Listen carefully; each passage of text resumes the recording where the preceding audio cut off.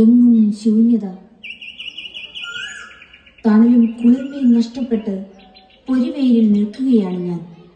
അക്ഷരങ്ങളിലൂടെ എന്നിൽ വസന്തം വിരിയിച്ച പ്രിയപ്പെട്ട എഴുത്തുകാരാ, ഏകാന്തത നിറഞ്ഞ പകലുകളിൽ എനിക്ക് കൂട്ടായി വന്ന അക്ഷരക്കൂട്ടങ്ങളെ, നിങ്ങൾക്ക് പ്രണാമം.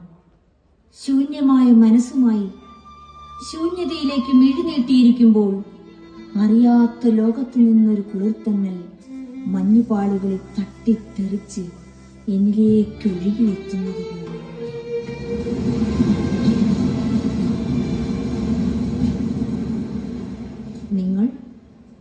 ഞങ്ങൾ ആ തൂലികത്തുമ്പിൽ നിന്ന് നടന്നു വീണ ജീവനുള്ള കഥാപാത്രങ്ങൾ.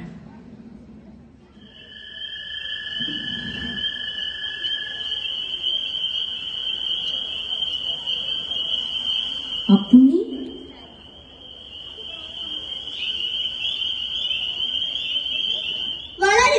വളർന്നു വലിയ ആളാകും, കൈകൾക്ക് നല്ല കത്തുണ്ടാകും.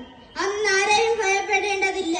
ആരടാ എന്ന് ചോദിച്ചാൽ പരുങ്ങാതെ ഒരൊറ്റ സ്വരത്തിൽ പറയാം, ഞാനാണ് കോന്തുണ്ണി നായരുടെ മകൻ അപ്പുണ്ണി. ആ പെണ്ണുങ്ങൾ മുഴുവൻ കണ്ടു. കുട്ടികളെ നോക്കി നിൽക്കുകയായിരുന്നു.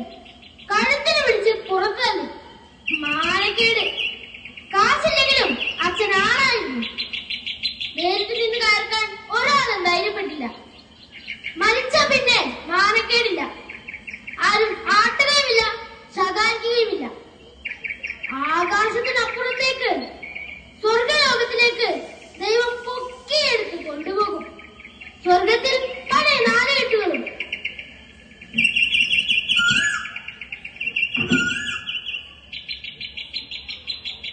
കാലം, മഞ്ഞ്, ദയാ, അസുരവിത്ത്, കുട്ടിയെടുത്ത് ഉമ്മ, രണ്ടാമൂഴം,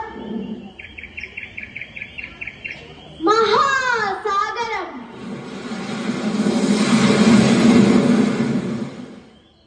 എടി മാൾക്കുട്ടി, നീ മരം കയറിയോ? കേറി. അതിനെന്താ? ആൺകുട്ടിയായ നാരായണനെ അടിച്ചോ? ഒന്നിനോളം പോകുന്ന പെണ്ണാ നീ. നിശ്ചയുണ്ടോ നിനക്ക്? ഈ തറവാട്ടിൽ ഇങ്ങനെയൊന്ന് പൊട്ടിയല്ലോ ഗുരുവായൂരപ്പാ.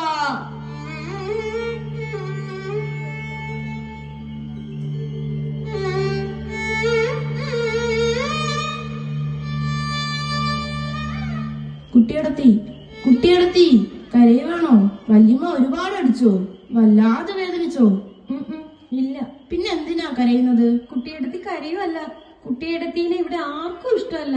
വാസുവിന് കുട്ടിയടത്തീനെ ഇഷ്ടമാണോ?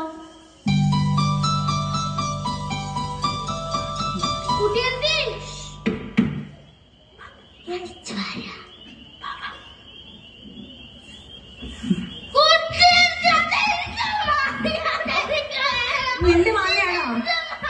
കുട്ടിയെടുത്ത് മാങ്ങ മുഴുവൻ നിനക്ക് വേണ്ടി പറിച്ചതല്ലേ? കഴിച്ചോ? നാളെ വേണം കുട്ടിയെടുത്തി കീഴി കുറഞ്ഞവരോട്.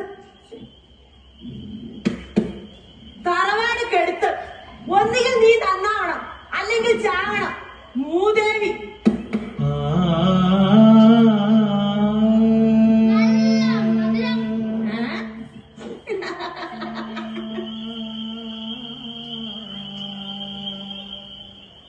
ഇരുട്ടിന്റെ ആത്മാവ്.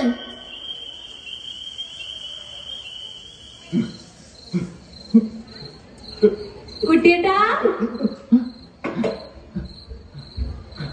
കുട്ടിയേട്ടാ,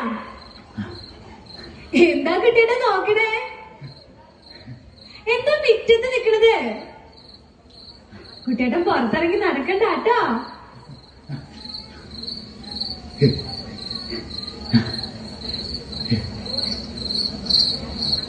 മഞ്ഞച്ച പട്ടുകുപ്പായത്തിനിടയിലൂടെ അമ്മുക്കുട്ടിയുടെ വയറ് കാണുന്നു.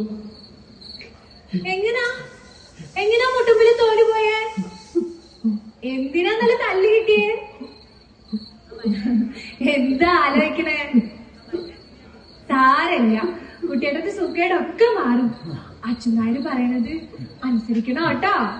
എന്തിനാ വെറുതെ തല്ല മേടിക്കണേ? അല്ല, മിനിഞ്ഞാന്ന് എന്തിനാ തല്ല പിടിച്ചേ? ഞാനൊന്ന് തൊട്ടോട്ടെ. കുട്ടിയേട്ടൻ പോയിക്കോളോ, അച്ഛനാരും മറ്റും വരും. പോയിക്കോളോ.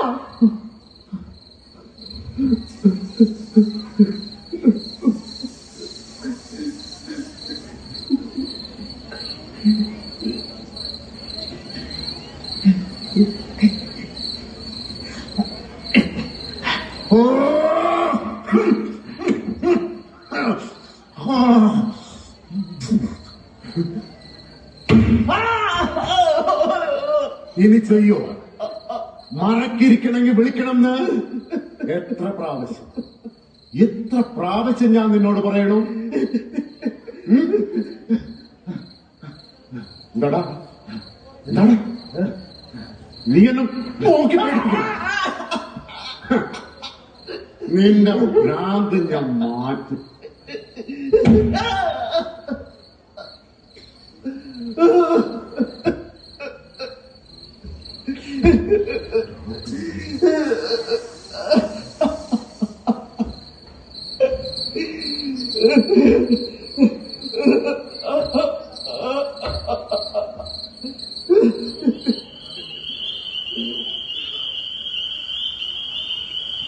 മഞ്ഞ്.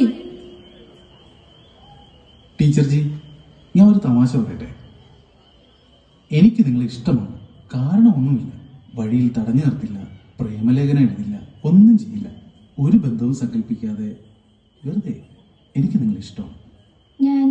ഞാൻ ആരാണെന്ന് പോലും നിങ്ങൾക്കറിയില്ലല്ലോ. പിന്നെ ടീച്ചർജി, ഒരു അപേക്ഷ. ഇടയ്ക്കൊക്കെ ഒന്ന് ചിരിക്കണം, അല്ലെങ്കിൽ ആ മഹാസിദ്ധി മറന്നുപോകും. മന്ദ, നീയാണോ കൗരവരെ കൊന്നുകളയാൻ പോകുന്നത്? മന്ദ, നീ എന്ത് വിഡിതമാണ് ഈ കാട്ടിയത്? അമ്മ അറിയണ്ട. മഹാബലവാനായ ഭീമൻ കാട്ടിലും രാജാങ്കണത്തിലും അവസാനം ഈ കുരുക്ഷേത്രത്തിലും യുദ്ധം ചെയ്തു കീഴടക്കി.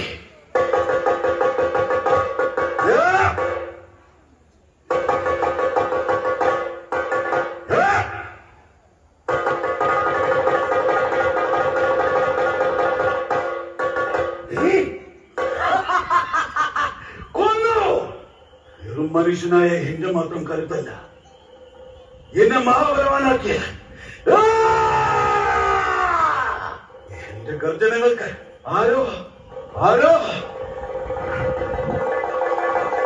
ഈരമ്പം കൂത്തുന്നു. എനിക്ക് നിന്നെ ഇഷ്ടമായിരുന്നു. സുമിത്ര വീണ്ടും വികൃതമായി ചിരിച്ചു. ഇഷ്ടം. അയാൾ തിണ്ണയിലെ ചാണകമടർന്ന പാടുകളിലേക്ക് കണ്ണുകൾ താഴ്ത്തിയപ്പോൾ സുമിത്ര പറയുന്നത് കേട്ടു. സേതുവിന് എന്നും ഒരാളോട് ഇഷ്ടമുണ്ടായിരുന്നുള്ളൂ, സേതുവിനോട് മാത്രം.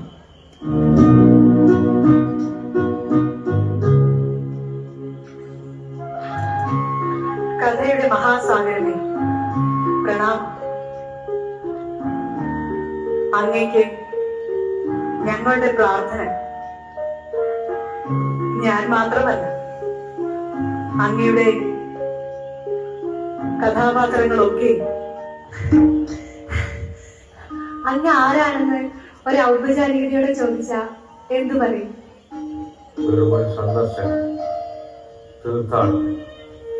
നാളെ യാത്ര വീണ്ടും മറ്റൊരിടത്താവളത്തിൽ യാത്രകൾ അവസാനിക്കും.